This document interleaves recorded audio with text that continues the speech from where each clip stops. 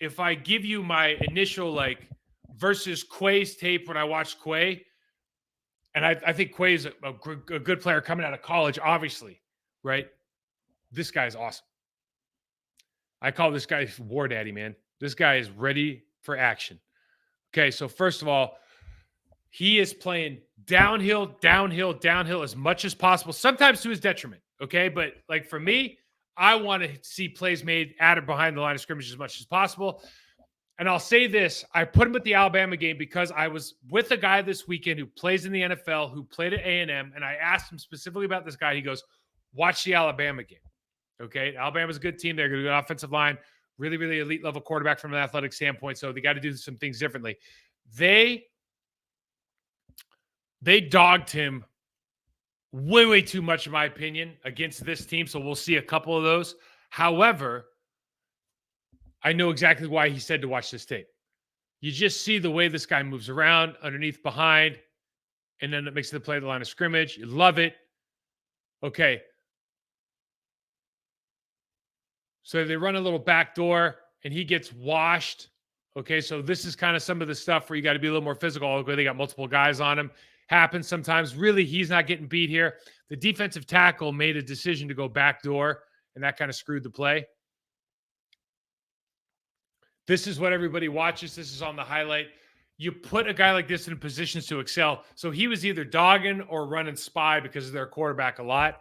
But, man, when he gets going, I mean, this all happens very quickly. When you're watching this stuff on a live tape, man, must improve. This is one of those things that they brought him so much because, you know, I'm thinking like, okay, well, Quay actually dogs really well. This is one of his strengths. And when I watched this guy, dude, the Alabama guys, quite frankly, like they had zero problem picking him up. And I think it's because it's the 230 thing for me. All right, two ships in the night here, man. Like right idea, super aggressive, got to break down though. And he just runs right by him. Ends up getting in a little bit on the play with a shoestring.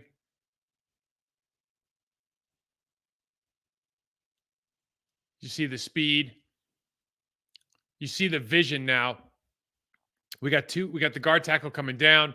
He's got to make the mesh read, follow the quarterback.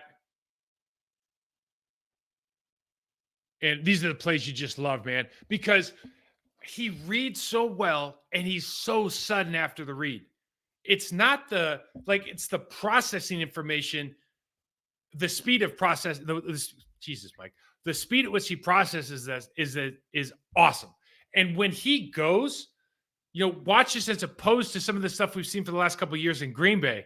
When he goes, man, like I'm going towards the line of scrimmage. I want to meet you on your side of the blue line every time. And sometimes it works, sometimes it doesn't. But the mindset, he's a missile.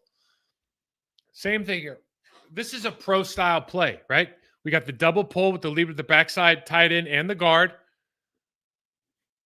coming through. And just shed, then stands the guy up in the hole, ends up making the play. It's just fantastic. Okay. So we see a little bit of this. They dogged him so many times in this game that we see a couple different looks. And a lot of people are like, oh, he lined up off the edge. Dude, he's not like an edge rusher. Like, let's not get it twisted. Okay. But, you know, he's got a little something. He's got a little something to him as far as suddenness. He can give you a little something.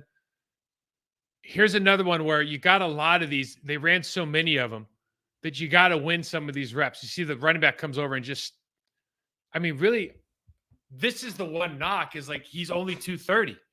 And so running back standing him up in the hole, I mean, it happens a lot. And listen, the Alabama guys are, you know, might as well be pro guys as well, I'm sure. But you got to get a little bit better if you're going to have that kind of action. This is another one. And this is where Quay's really good. And he's just getting he's not winning a lot of these reps, and they brought him a lot. And he ends up getting home on one of these. I think it might be the next one. Yeah, he just comes off the edge and makes the play, and everyone's like, "Oh, great job!" Like you still got to make the play. Don't get me wrong. And he's fast, athletic, but like this is not as big a deal as the other ones because you got to be able to beat that running back a little bit more. And listen, they might be telling him at A&M, "Hey, listen, you got to bull rush the running back. We don't want him to slip out late because this quarterback's so elusive." So I might be watching this incorrectly. They might be going, hey, you got to run right into him and you got to hold him up and you're not allowed to beat him. But I seriously doubt it. I seriously doubt it.